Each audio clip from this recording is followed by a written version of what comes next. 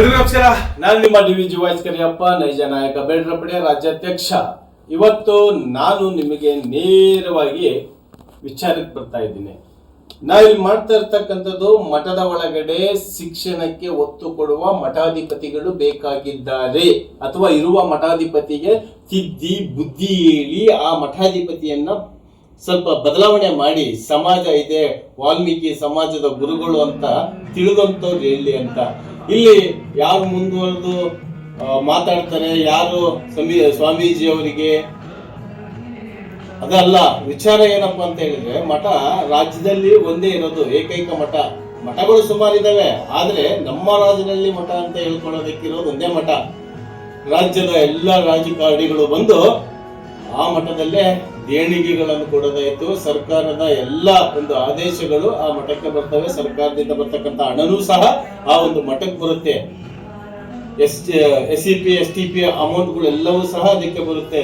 ಎಷ್ಟೋ ಜನ ಹೇಳಿದ್ರು, ನಿಮ್ಮ ಗುರುಗಳು ಏನು ಎಲ್ಲ ಸ್ಕಾಲರ್ಶಿಪ್ಗಳನ್ನೆಲ್ಲ ಜಾತ್ರೆಗೆ ಬಳಸ್ತಾ ಇದ್ದಾರೆ ಅಂತಲೂ ಕೇಳ್ತಾ ಇದ್ದಾರೆ. ಬಹಳ ಜನ ನನ್ನ ಸ್ನೇಹಿತರುಗಳು SC ST ಜನಾಂಗದಲ್ಲಿ ಇರ್ತಕ್ಕಂಥ ಪ್ರತಿಯೊಬ್ರು ಕೇಳ್ತಾ ಇದ್ದಾರೆ. ಇಲ್ಲಿ ನಮ್ಮ ಉದ್ದೇಶ ಒಂದೇ, ಶಿಕ್ಷಣ ಕೊಡ್ಲಿಕ್ಕೆ ಮಠದೊಳಗಡೆ ಸಿಕ್ಕಾಪಟ್ಟೆ ಜಾಗ ಇದೆ.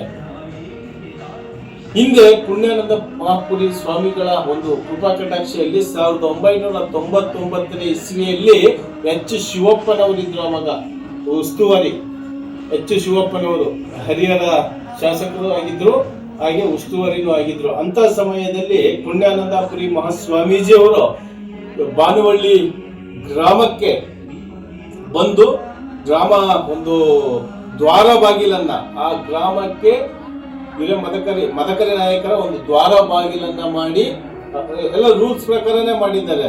PDO ದಿಂದ ಪರ್ಮಿಷನ್ ತಗೊಂಡಿದ್ದಾಯ್ತು, DC ಅವ್ರ ಕಡೆಯಿಂದ ಪರ್ಮಿಷನ್ ತಗೊಂಡಿದ್ದಾಯ್ತು, AC ಅವ್ರ ಕಡೆಯಿಂದ ಪರ್ಮಿಷನ್ ತಗೊಂಡಿದ್ದು ಆಯ್ತು. ಅದೇ ರೀತಿಯಾಗಿ ತಹಸೀಲ್ದಾರ್ ಕಡೆಯಿಂದ, ಪ್ರತಿಯೊಬ್ಬರ ಕಡೆಯಿಂದ ಪರ್ಮಿಷನ್ ತಗೊಂಡೇ ಆಗಿನ ಸಮಯದಲ್ಲಿ ಮಾಡಿಕೊಟ್ಟಿರ್ತಕ್ಕಂಥ ಒಂದು ದ್ವಾರ ಬಾಗಿಲು. ಅಂತ ದ್ವಾರ ಬಾಗಿಲನ್ನ ಒಡೆದಾಕಿದೆ ಈಗಿನ ವ್ಯವಸ್ಥೆ, ಅಥವಾ ಈಗಿನ ಸರ್ಕಾರ, ಅಥವಾ ಆ ಊರಿನಲ್ಲಿರ್ತಕ್ಕಂಥ ಕೆಲವು ಕುರುಬ ಸಮಾಜದ ವ್ಯಕ್ತಿಗಳು. ಈಗ ನಾನು ಹೇಳಕೊಟ್ಟಿರ್ತಕ್ಕಂಥ ವಿಚಾರ ಏನು ಅಂತ ಹೇಳಿದ್ರೆ, ನಾವು ಯಾವುದೇ ರೀತಿ ಯಾರ ಹಕ್ಕನ್ನು ಕೊಡಿಸ್ರಿ ಅಂತ ಕೇಳ್ತಾ ಇಲ್ಲ. ಈಗ ನಾವು ಕೇಳ್ತಾ ಇರ್ತಕ್ಕಂಥದ್ದು, ಬಾನುವಳ್ಳಿ ಗ್ರಾಮದಲ್ಲಿ ದ್ವಾರ ಬಾಗಿಲನ್ನ ಒಡೆದಾಕಿದ್ದಾರೆ. ಯಾಕೆ ಒಡೆದಾಕಿದ್ದಾರೆ? ರೂಲ್ಸ್ ಪ್ರಕಾರ ಕಟ್ಟಿರ್ಲಿಲ್ವಾ? ಹಿಂದೆ ಶಾಸಕರು ಅಥವಾ ಉಸ್ತುವಾರಿಗಳು ಆಗಿರ್ತಕ್ಕಂಥ H. ಶಿವಪ್ಪನವರು ಕೊಟ್ಟಿರ್ಲಿಲ್ವಾ ಪರ್ಮಿಷನ್? ಅಥವಾ ಯಾವುದೇ ಒಂದು ಸರ್ಕಾರ ಒಂದೇ ಸಲಕ್ಕೆ ಬಂದು ಹೊಡೆದಾಕ್ಲಿಕ್ಕೆ ಸಾಧ್ಯನೇ ಇಲ್ಲ. ಇಲ್ಲಿ ಕುಮ್ಮಕ್ಕು ನಡೆದಿದೆ. ಆ ಕುಮ್ಮಕ್ಕು ಏನ್ ನಡೆದಿದೆ?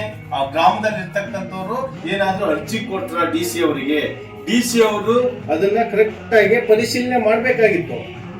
MU ವೆಂಕಟೇಶ್ ಅವ್ರು ಇದ್ರು ಅವಾಗ. ಈಗ DC ಅವ್ರು ಗಂಗಾಧರ್ ಅವ್ರು ಬಂದಿದ್ದಾರೆ. ಈ ಗಂಗಾಧರ್ ಹತ್ರ ಹೋಗಿ ನಾವೇನಾದ್ರು ಕೇಳಿದ್ರೆ, ಅವ್ರು ಆ DC ಅವ್ರು ಇದ್ದಾಗ ಮಾಡಿದ್ದು, ಅದು ಅವ್ರ ಹತ್ರನೇ ಕೇಳ್ಬೇಕು ಅಂತ ಹೇಳ್ತಾರೆ. AC ಅವರು ಸಹ ಬದಲಾವಣೆ ಆಗಿದ್ದಾರೆ, ತಹಸೀಲ್ದಾರ್ ಅವರೇ ಇದ್ದಾರೆ. ಬಟ್ ಇಲ್ಲಿ ನಾವು ಹೊರಟಿರ್ತಕ್ಕಂಥ ವಿಚಾರ ಏನಪ್ಪಾ ಅಂತ ಹೇಳಿದ್ರೆ, ದಾವಣಗೆರೆ ಜಿಲ್ಲೆಯಲ್ಲಿ ನಮ್ಮ ವಾಲ್ಮೀಕಿ ಸಮುದಾಯದಲ್ಲಿ ದೊಡ್ಡ ದೊಡ್ಡ ವ್ಯಕ್ತಿಗಳು ಅನಿಸ್ಕೊಂಡಿರ್ತಕ್ಕಂಥವ್ರು ಯಾಕೆ ಇದ್ರ ಬಗ್ಗೆ ಧ್ವನಿ ಎತ್ತುತ್ತಾ ಇಲ್ಲ? ರಾಜಕಾರಣಿಗಳು ಯಾಕೆ ಧ್ವನಿ ಎತ್ತುತ್ತಾ ಇಲ್ಲ? ಈ ಒಂದು ದಾಖಲೆಗಳು ರಾಜ್ಯದಲ್ಲಿರ್ತಕ್ಕಂಥ 15 ಜನ MLA ಗಳಿಗೂ, 3 ಜನ MP ಗಳಿಗೂ, 3 ಜನ MLC ಗಳಿಗೂ ಸಹ ಮುಟ್ಟಿದೆ.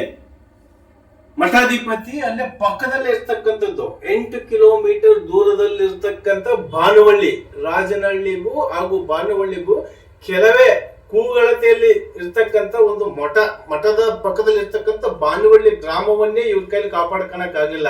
ಇವತ್ತು ರಾಜಕಾರಣಕ್ಕೋಸ್ಕರ ಸಮಾಜವನ್ನ ಅಡ ಇಡ್ತಾ ಇದ್ದಾರೆ ಅನ್ನೋ ಒಂದು ಅನುಮಾನಗಳು ಕಾಡ್ತಾ ಇದ್ದಾವೆ. ಯಾಕಂದ್ರೆ ಸತ್ಯ ಇದ್ದದ್ದನ್ನೇ ಇವ್ರ ಕೈಲಿ ಮೇಂಟೈನ್ ಮಾಡಕ್ ಆಗ್ತಾ ಇಲ್ಲ ಅಂತ ಹೇಳಿದ್ರೆ, ಇನ್ನು ಸಮಾಜಕ್ಕೆ ಇವರು ಯಾವ ರೀತಿ ನ್ಯಾಯ ಒದಗಿಸ್ಕೊಡ್ತಾರೆ ನೀವೇ ಹೇಳಿ? ಇವರು ಜಿಮ್ ಮಾಡ್ತಾರೆ, ಇವರು ಡ್ಯಾನ್ಸ್ ಮಾಡ್ತಾರೆ, ಇವರು ರಾಜಕುಮಾರ ಅಂತ ಆಡಕ್ಕೆ ಅಂತ ಹೆಣ್ಮಕ್ಳು ಮುಂದಿಟ್ಕೊಂಡು ಈ ಕೆಲವರು ಹೇಳ್ತಾರೆ, ಕಾಮೆಂಟ್ಗಳನ್ನೆಲ್ಲ ಮಾಡ್ತಾರೆ.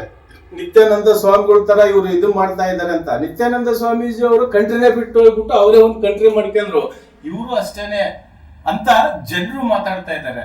ಬಟ್ ಇಲ್ಲಿ ಕೇಳಬೇಕಾಗಿರೋದು ಯಾರು? ಅದನ್ನ ನೀವು ಮಾಡ್ತಾ ಇರ್ತಕ್ಕಂಥ ತಪ್ಪು ಅಂತ ಕೇಳ್ಬೇಕಾಗಿರೋದು ಯಾರನ್ನ? ಮಠಾಧಿಪತಿನ. ಯಾರು ಕೇಳ್ಬೇಕು? ವಕೀಲರು ಕೇಳಕ್ ಹೋಗಿದ್ಕೆ ಏನಾಯ್ತು? ಬರೀ ಲೆಕ್ಕ ಕೇಳಕ್ ಹೋಗಿದ್ಕೆ ಏನಾಯ್ತು? ರಾಜ್ಯದ ಜನತೆನೆ ಕುತ್ಕೊಂಡು ನೋಡಿದೆ, ಮಾಧ್ಯಮಗಳೆಲ್ಲ ಬಂದಿದೆ. ಯಾರೋ 4 ಜನ ಮಾಡೋದಕ್ಕೆ ವಾಲ್ಮೀಕಿ ಸಮಾಜ ತಳಮಟ್ಟಕ್ಕೆ ಹೋಗುತ್ತೆ ಅನ್ನೋದಾದ್ರೆ ನಮ್ಮ ಕೂಗು ಯಾಕೆ ಇರಬಾರ್ದು? ರಾಜ್ಯದ ಪ್ರತಿಯೊಬ್ಬರಿಗೂ ಗೊತ್ತಿದೆ ಈ ವಿಚಾರ. ಆದ್ರೂ ಸಮೇತ ಯಾರು ಧ್ವನಿ ಎತ್ತುತ್ತಾ ಇಲ್ಲ ಅಂತ ಹೇಳಿದ್ರೆ ಇನ್ಯಾರು ಧ್ವನಿ ಎತ್ತಬೇಕು?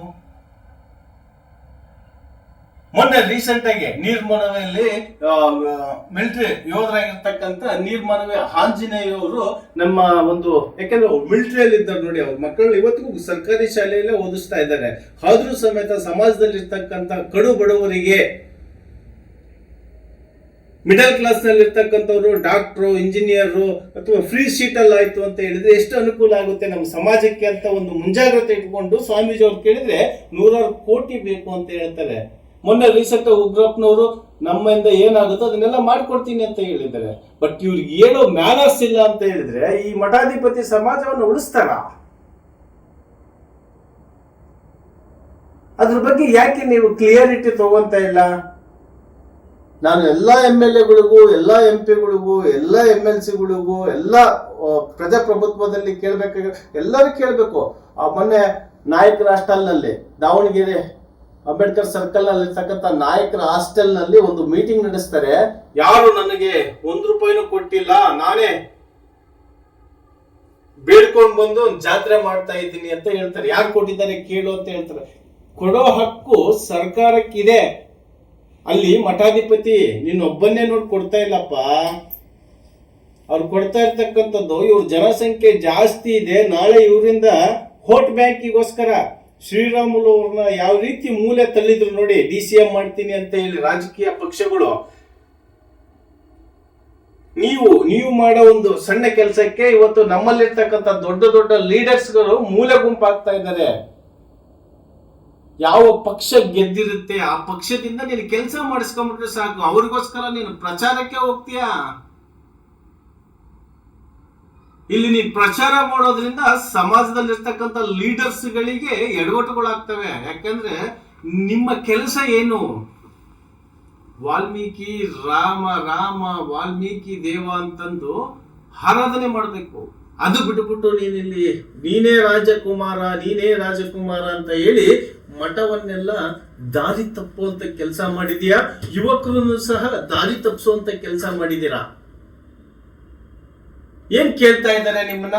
ಅಟ್ಲೀಸ್ಟ್ ಗುಮ್ಮನೂರು ಮಲ್ಲಿಕಾರ್ಜುನಪ್ಪನವರು ಅಷ್ಟು ಸೇರ್ಬಿಟ್ಟು ಒಂದು ಕೇಸ್ ಮಾಡ್ತಾರೆ. ಆ ಕೇಸ್ ಮಾಡಿದಾಗ ನೀನು ಪ್ರಾಮಾಣಿಕವಾಗಿದ್ರೆ, ನೀ ಮಾಡಿರ್ತಕ್ಕಂಥದ್ದು ಸತ್ಯನೇ ಆಗಿದ್ರೆ, ನೀನ್ ಮಾಡ್ತಾ ಇರ್ತಕ್ಕಂಥದ್ದು ನ್ಯಾಯಯುತವಾಗಿ ಆಗಿದ್ರೆ ಬರ್ಬೋದಾಗಿತ್ತಲ್ಲ ಕೋರ್ಟಿಗೆ. ಯಾಕೆ ರಾಜ್ಯದ ಜನವೆಲ್ಲ ಮಠಕ್ಕೆ ನುಗ್ಗಿದ್ರು ಸಮೇತನ ನೀವು ಕೋರ್ಟಿಗೆ ಬರ್ತಾ ಇಲ್ಲ? ಮತ್ತೆ ಯಾಕೆ ಈಗ ನೀನು ಅಪೀಲ್ ಆಗಿ ಬೆಂಗಳೂರು ಕೋರ್ಟಿಗೆ ಹೋಗಿದ್ದೀರಾ, ಹೈಕೋರ್ಟಿಗೆ? ನಿಮ್ಮಲ್ಲಿ ನ್ಯಾಯವೇ ಇಲ್ಲ. ನೀವು ನ್ಯಾಯವಾಗಿದ್ದಿದ್ರೆ ಕೋರ್ಟಿಗೆ ಬರ್ತಿದ್ರಿ. ಈಗ ನಿಮ್ಮ ಹತ್ರಕ್ಕೆ ಯಾವುದೇ ರೀತಿ ಎವಿಡೆನ್ಸ್ ಇಲ್ಲ, ಅದಕ್ಕೋಸ್ಕರ ಸುಮ್ಮನೆ ಕೋರ್ಟಿಂದ ಮುಂದಕ್ಕೆ ಹಾಕೊಂಡು ಹೋಗ್ತಾನೆ ಇದ್ದೀರಾ. ಇದೆಂದಿದ್ರು ನಿಮ್ ಕುತಿಗೆ ಬರುತ್ತೆ ಅಂತ ಗೊತ್ತಿದೆ. ಯಾವತ್ತಿದ್ರು ಅವ್ರು ಕೇಳೋ ಪ್ರಶ್ನೆಗೆ, ಜನರು ಕೇಳೋ ಪ್ರಶ್ನೆಗೆ, ಭಕ್ತರು ಕೇಳೋ ಪ್ರಶ್ನೆಗೆ ನಿಮ್ಮ ಹತ್ರ ಉತ್ತರ ಇಲ್ಲ. ಸರಿ, ನೀ ಅವತ್ತೇನಂತ ಹೇಳಿದ್ರಿ? ಅವತ್ತು ಇದೇ ವಿಚಾರ ನಮ್ಮ ಸಮಾಜದ ರಾಜಕಾರಣಿಗಳು ಆಗಿರ್ತಕ್ಕಂಥ ದೊಡ್ಡ ರಾಜಕಾರಣಿ ಸತೀಶ್ ಜಾರಕಿಹೊಳಿ ಅವರು ಹೇಳಿದ್ರು, ವಾಲ್ಮೀಕಿ ಮಠದ ಗುರುಗಳಾದ ಪ್ರಸನ್ನಾನಂದ ಸ್ವಾಮೀಜಿಯವರಿಗೆ ಏಕವಚನದಲ್ಲಿ ನಿಂದಿಸಿರ್ತಕ್ಕಂಥ ಎಲ್ಲ ವ್ಯಕ್ತಿಗಳ ಮೇಲೆ FIR ಮಾಡಿಸ್ರಿ. ಸರಿ ಆಯ್ತು, ನಿಮ್ ಬಗ್ಗೆ ಮಾತಾಡಿರ್ತಕ್ಕಂಥವರೆಲ್ಲ ಸ್ಟೇಷನ್ಗೆ ಹೋದ್ರು, ಎಲ್ಲ ಮಾಡಿದ್ರು, ಓಕೆ. ಅದೇ ಒಂದು ಸಭಾಂಗಣದಲ್ಲಿ, ಅದೇ ಒಂದು ಮೀಟಿಂಗ್ ಅಲ್ಲಿ ಅಥವಾ ಅದೇ ಒಂದು ಸಭೆಯಲ್ಲಿ ಸ್ವಾಮೀಜಿಯವರ ಮೇಲೆ ಬಹಳ ಆಪಾದನೆಗಳು ಬರ್ತಾ ಇದ್ದಾವೆ. ಹಾಗಾಗಿ ಸ್ವಾಮೀಜಿಯವರನ್ನ DNA ಟೆಸ್ಟ್ ಮಾಡಿಸ್ಬೇಕು ಅಂತ ಅದೇ ಸತೀಶ್ ಜಾರಕಿಹೊಳಿ ಅವರು ಹೇಳಿದ್ರಲ್ಲ, ಅದಕ್ಕೆ ನೀವು ಸಹ ಒಪ್ಕೊಂಡಿದ್ರಿ. DNA ಟೆಸ್ಟ್ ಮಾಡಿಸ್ಕೊಂತೀನಿ ಅಂತ ಒಪ್ಕೊಂಡಿದ್ರಿ. ಆದ್ರೆ ಇಲ್ಲಿ ಅವ್ರು ಹೇಳಿದ್ ಮೊದಲನೇ ಕೆಲಸ ಆಯ್ತು, ಎರಡನೇ ಕೆಲಸ ಯಾಕಾಗ್ಲಿಲ್ಲ? ಅಂದ್ರೆ ನೀವು ತಪ್ಪು ಮಾಡಿದಿರಿ ಅನ್ನಂಗಾಯ್ತು. ಮದುವೆ ಆಗಿದ್ರೆ ಮದುವೆ ಆಗಿದ್ದೀನಿ ಅಂತ ಹೇಳಿ, ಮಕ್ಕಳಾಗಿದ್ರೆ ಮಕ್ಕಳಾಗಿದ್ದಾವೆ ಅಂತ ಹೇಳಿ. ಅದು ಬಿಟ್ಬಿಟ್ಟು ನೀವು ನಿಮ್ ಬಗ್ಗೆ ಮಾತಾಡಿರ್ತಕ್ಕಂಥವ್ರ ಮೇಲೆ ಯಾಕೆ ಕೇಸ್ಗಳನ್ನೆಲ್ಲ ಮಾಡ್ತೀರಾ? ನೀವು ಮಾಡಿಲ್ಲ ತಾನೇ? ಮತ್ ಬನ್ನಿ DNA ಟೆಸ್ಟ್ ಮಾಡಿಸಿ ರಾಜ್ಯದ ಜನತೆಗೆ ಕ್ಲಿಯರಿಟಿ ಕೊಡಿ. ಆ ಕ್ಲಿಯರಿಟಿ ಕೊಡಕ್ಕಾಗಲ್ಲ ಅಂತ ಹೇಳಿದ್ಮೇಲೆ ನೀವು ಆ ಮಠದಲ್ಲಿ ಕುತ್ಕೊಳ್ಳೋದಕ್ಕೆ ಅನ್ಫಿಟ್ಟಬಲ್. ನಿಮಗೆ ಈಗಿನ ರಾಜಕಾರಣಿಗಳು ಕೊಡಬಹುದು, ಇರ್ಲಿ ಇರ್ಲಿ ಇರ್ಲಿ ಜನರು ಒಗ್ಗಟ್ಟಾಗಲ್ಲ ಅಂತ. ಬಟ್ ಜನರು ಒಗ್ಗಟ್ಟಾಗಿದ್ದಾರೆ. ಬಟ್ ಆ ಜನರಿಗಿಂತ ಮೇಲೊಬ್ಬ ವಾಲ್ಮೀಕಿ ಅವರು ನೋಡ್ತಾ ಇದ್ದಾರೆ ನಿಮ್ಮವೆಲ್ಲ ಕರ್ಮಕಾಂಡಗಳನ್ನ. ಆ ಕರ್ಮಕಾಂಡಕ್ಕೆ ಒಂದು ಅಂತ್ಯ ಅಂತ ಬರುತ್ತೆ. ಅದೇ ರೀತಿಯಾಗಿ ಮತ್ತೆ ಇವಾಗ ಏನ್ ಹೇಳಿದರೆ, ಮೊನ್ನೆ ರೀಸೆಂಟ್ ಆಗಿ ಎಲ್ಲ ಜನಗಳೆಲ್ಲ ಸೇರ್ಕೊಂಡು ಈ ಸಲ ಜಾತ್ರೆ ಮಾಡೋದ್ ಬೇಡ ಅಂತ ಒಂದು ಟೀಮು, ಅಂದ್ರೆ ನಮ್ದೇ ನೈಜ ನಾಯಕ ಬೇಡರ ಪಡೆ ಟೀಮು ತಂಡ, 1 ತಪ್ಪಿದ್ರೆ 2ನೇ ತಾರೀಕು ಮಠ ಮುತ್ತಿಗೆ ಹಾಕ್ಬೇಕು, ಜಾತ್ರೆ ಮಾಡೋದ್ ಬೇಡ, ಆ ಜಾತ್ರೆ ಹಣದಲ್ಲಿ ಶಿಕ್ಷಣಕ್ಕೆ ಹೆಚ್ಚಿನ ಒತ್ತು ಕೊಡಬೇಕು ಅಂತ ಆಯ್ತು. ಅದೇ ವಿಚಾರದಲ್ಲಿ ಆ ತಂಡದ ಜೊತೆ ಬಾನುವಳ್ಳಿಯಲ್ಲಿರ್ತಕ್ಕಂಥ ನೈಜ ನಾಯಕ ಬೇಡರ ಪಡೆ ತಂಡದ ಕೆಲವರು ಬಂದಿದ್ರು. ಎಲ್ಲರ ಹತ್ರಕ್ಕೂ ನಾನು ಮಾತಾಡಿದೆ, ನೋಡಿ ಸತ್ಯ ಯಾವ್ದಿರುತ್ತೋ ಅದು ಗೆದ್ದೇ ಗೆಲ್ಲುತ್ತೆ, ಬನ್ನಿ ಮಾಡೋಣ ಅಂತಲೂ ಹೇಳಿದೆ. ಅಷ್ಟ್ರ ಒಳಗಡೆ ಅದೇ ಊರಿನಲ್ಲಿರ್ತಕ್ಕಂಥ ಜನವನ್ನ ಅಲ್ಲಿ ಕರೆಸ್ಬಿಟ್ಟು ಬೇಡರ ಪಡೆಯರೇನೋ ಹಿಂಗ್ ಮಾಡ್ತಾ ಇದ್ದಾರೆ, ಅದಕ್ಕೆ ಈ ಜಾತ್ರೆ ಮುಗಿದ ತಕ್ಷಣವೇ ದ್ವಾರ ಬಾಗಿಲನ್ನ ಕಟ್ಟಿಸ್ಕೊಡ್ತೀನಿ ಅಂತ ಹೇಳಿ ಕಳಿಸಿದಾರಂತೆ. ಅಂದ್ರೆ ಈ ಜಾತ್ರೆ ಅಂದ್ರೆ ಅಲ್ಲಿ ಯಾರೋ ಬಂದು ಮುತ್ತಿಗೆ ಹಾಕ್ಬಾರ್ದು, ಯಾಕಂದ್ರೆ ಅಲ್ಲಿ ಮರ್ಯಾದೆ ಹೋಗುತ್ತಲ್ಲ ಮಠಾಧಿಪತಿದು. ಮಠಾಧಿಪತಿದು ಹೋಗುತ್ತೆ ಅಂತ ಅನ್ನೋದಕ್ಕಿಂತಲೂ ವಾಲ್ಮೀಕಿ ಸಮಾಜದೇ ಹೋಗುತ್ತೆ ನಾವೇನಾದ್ರೂ ಮುತ್ತಿಗೆ ಹಾಕಿದ್ರೆ. ಇಷ್ಟು ವರ್ಷದಿಂದ ಮಾಡ್ಕೊಂತ ಬಂದಿದಾರಲ್ಲ ಇವರು, ಜನಾಭಿಪ್ರಾಯ ತಗೊಳ್ಳಲ್ಲ. ಏನದು ಸರ್ವಾಧಿಕಾರಿ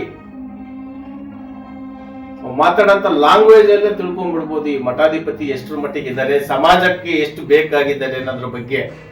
ರಾಜ್ಯದ ತುಂಬಾ ಎಲ್ಲಾ ಕಡೆಗಳಲ್ಲೂ ಗಲಾಟೆಗಳಾಗ್ತಾ ಇದಾವೆ. ಏನಪ್ಪಾ ನಿಂದು ಮಠಾಧಿಪತಿ ಕೆಲಸ, 2008ರಿಂದ ಹಿಡಿದು 2024ರವರೆಗೂ ನಿನ್ನ ಸಾಧನೆ ಏನು? ಆ ಪ್ರಶ್ನೆಗೆ ಉತ್ತರನೇ ಇಲ್ಲ, ಅದು ಕ್ವಶನ್ ಮಾರ್ಕ್ ಆಗೇ ಉಳಿಯುತ್ತೆ. ಮತ್ತೆ ಯಾಕೆ ಕೇಳ್ಬೇಕು? ಅವ್ರನ್ನೆಲ್ಲ ತಿಳಿದಂತವ್ರನ್ನ, ಇತಿಹಾಸ ಗೊತ್ತಿರ್ತಕ್ಕಂಥವ್ರನ್ನ, ಮಠ ಬೆಳೆಸಿದಂತವ್ರನ್ನ, ಮಠ ಕಟ್ಟಿಸಿದಂತವ್ರನ್ನ ಎಲ್ಲರನ್ನೂ ದೂರ ಮಾಡಿದ್ಯಾ. ಈಗ ನಿನ್ನ ರಾಜಕಾರಣಿಗಳು ಬೇಕಾಯ್ತು. ಅದೇ ಮಠ ಕಟ್ಟಿಸ್ಲಿಕ್ಕೋಸ್ಕರ ತಿಪ್ಪೇಸ್ವಾಮಿ ಅವರು, ಚಳ್ಳಕೆರೆ ತಿಪ್ಪೇಸ್ವಾಮಿ ಅವರಾಗಿರ್ಲಿ, ಉಗ್ರಪ್ಪ ಸರ್ ಆಗಿರ್ಲಿ, ಏನ್ ಮಾಡಿದ್ರು? ಅದೇ ದೇವೇಗೌಡರನ್ನ ಇವತ್ತು ಯಾಕೆ ನಮ್ಮ ವಾಲ್ಮೀಕಿ ಸಮಾಜ ನೆನೆಸ್ಕೋಬೇಕು ಅಂತ ಹೇಳಿದ್ರೆ, ಇವತ್ತು ರಾಜನಹಳ್ಳಿಯಲ್ಲಿ ಜಾಗ ಕೊಟ್ಟಿರ್ತಕ್ಕಂಥ ಏಕೈಕ ರಾಜಕಾರಣಿ ಅಂತ ಹೇಳಿದ್ರೆ ಅದೇ HD ದೇವೇಗೌಡರು ನೆನೆಸೋದು ವಾಲ್ಮೀಕಿ ಸಮಾಜ. ಇವತ್ತು ಯಾರಿಗಾದ್ರೂ ಒಬ್ರು ಮಾತಾಡಿದ್ರು ಅಂತ ಹೇಳಿದ್ರೆ ಅವ್ರ ಫೇವರು, ಇವ್ರ ಫೇವರು, ಇವ್ರು ಕಾಂಗ್ರೆಸ್ ಫೇವರು, ಇವ್ರು BJP ಫೇವರು, ಇವ್ರು JDS ಫೇವರು. ನೀವು ಯಾವ್ದಕ್ಕಾದ್ರೂ ಆಗ್ಲಿರಿ, ಆದ್ರೆ ಜನಪ್ರತಿನಿಧಿಗಳು ಅನಿಸ್ಕೊಂಡಿರ್ತಕ್ಕಂಥವ್ರು ಅವ್ರ ಕೆಲಸ ಅವ್ರು ಮಾಡ್ತಾರೆ. ನೀ ಮಠಾಧಿಪತಿಯಾಗಿ ನಿನ್ ಕೆಲಸ ನೀನ್ ಮಾಡು. ಯಾರ ಹೇಳಿಬಿಟ್ರೆ ನನಗೆ ಅವ್ರಿಗೆ ಹೇಳೋ ಅಧಿಕಾರ ಏನಿದೆ? ಯಾಕಿಲ್ಲ ಅಧಿಕಾರ? ಯಾರಿಗಿಲ್ಲ ಅಧಿಕಾರ? ವಾಲ್ಮೀಕಿ ಸಮಾಜದಲ್ಲಿ ಹುಟ್ಟಿರ್ತಕ್ಕಂಥ ಪ್ರತಿಯೊಬ್ಬರು ಕೇಳೋ ಪ್ರಶ್ನೆಗೆ ಉತ್ತರ ಹೇಳಬೇಕು ನೀವು. ಪ್ರತಿಯೊಬ್ಬ ವ್ಯಕ್ತಿಗೂ ಕೇಳೋ ಉತ್ತರ ಹೇಳಬೇಕು ನೀವು. ಇಷ್ಟು ದಿವಸದ್ದೇನೋ ನಡೆದೋಯ್ತು ನಿಮ್ದು ಪಿಕ್ಚರು, ಇಷ್ಟು ದಿವಸದ ಬರೀ ಟೈಲರ್ ಅಂತ ತಿಳ್ಕೊಳ್ಳಿ, ಪಿಕ್ಚರ್ ಬಾಕಿ. ಆದಷ್ಟು ಬೇಗ ಕೊನೆಗಾಲ ಕೇಳಗಾಲ ಸ್ಟಾರ್ಟ್ ಆಗಿದೆ ಅಂತ ಅನ್ಸುತ್ತೆ ನನಗೆ. ಈಗ ಏನಾದ್ರು 8ನೇ ತಾರೀಕು ಏನೋ ಅನೌನ್ಸ್ಮೆಂಟ್ ಮಾಡ್ತೀನಿ ಅಂತ ಹೇಳಿದಾರಂತೆ, ನೋಡೋಣ. ಯಾಕಂದ್ರೆ ಜಾತ್ರೆ ನಿಲ್ಸೋದ್ರಿಂದ ನಮ್ಮ ಸಮುದಾಯಕ್ಕೆ ಕೆಟ್ಟ ಹೆಸರಿದೆ. ಯಾಕಂದ್ರೆ ರಾಜ್ಯದ ಮುಖ್ಯಮಂತ್ರಿಗಳು, ಗಣ್ಯ ವ್ಯಕ್ತಿಗಳು, ರಾಜಕಾರಣಿಗಳು, ಸೆಲೆಬ್ರಿಟಿಗಳು ಅಷ್ಟು ಬರ್ತಾರೆ ನೋಡಿ ನಮ್ಮ ಸಮಾಜಕ್ಕೋಸ್ಕರ ಆರೈಕೆ ಮಾಡ್ಲಿಕ್ಕೆ, ಆರೈಸ್ಲಿಕ್ಕೆ, ಶುಭ ಕೋರ್ಲಿಕ್ಕೆ. ಅವರೆಲ್ಲ ಬಂದು ಹೋದಾದ್ಮೇಲೆ ಇಲ್ಲ ಅದೇ ಒಂದು ವೇದಿಕೆ ಮೇಲೆ ಹೇಳ್ತೀನಿ ಅಂತ ಹೇಳಿದರೆ ನೋಡೋಣ. ಬಾನುವಳ್ಳಿ ಜನ ಒಂದು ನಂಬಿಕೆಯನ್ನ ಉಳಿಸ್ಕೊಂತಾರೋ, ಕರ್ನಾಟಕದಲ್ಲಿ ಎಲ್ಲಾ ಕಡೆಯಲ್ಲೂ ನಡೀತಾ ಇದೆಯಲ್ಲ ಅದ್ರ ಬಗ್ಗೆ ಏನಾದ್ರೂ ಧ್ವನಿ ಎತ್ತುತ್ತಾರೋ, ಅಥವಾ ಸಮಾಜವನ್ನ ಇನ್ನೂ ತುಳಿತಾರೋ, ಅಥವಾ ನಕಲಿ ಜಾತಿಯವರನ್ನ ಬೆಳೆಸ್ತಾರೋ, ಕಾದು ನೋಡೋಣ. ನಮಸ್ಕಾರ.